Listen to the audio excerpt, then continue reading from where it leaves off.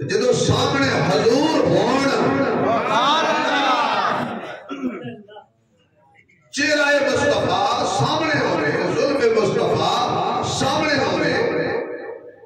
رخسار مصطفیٰ سامنے ہوئے، حسن مصطفیٰ سامنے ہوئے، اور تعریف کرنے والا حضور و جانشار حضرت حسان ہوئے، نبی نادات خان ہوئے۔ حضور نے چہرے والے کے کہتے ہیں وَأَحْسَنُ مِنْكَ لَمْ تَرَ قَطُّ عَيْنِي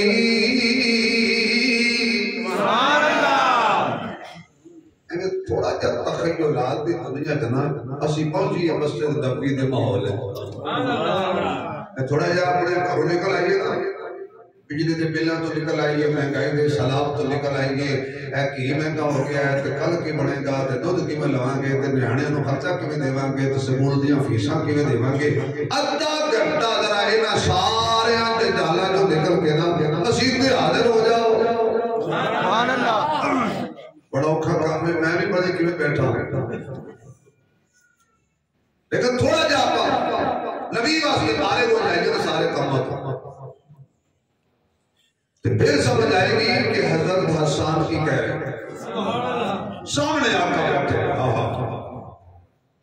بن دیکھے فدا ہے ہر کوئی، دیدار کا عالم کیا ہوگا، سبحان اللہ، جب زلف کا ذکر ہے قرآن میں رخسار کا عالم کیا ہوگا، سبحان اللہ۔ وَأَحْسَنُ مِنْكَ لَمْ تَرَ قَطُّ عَيْنِي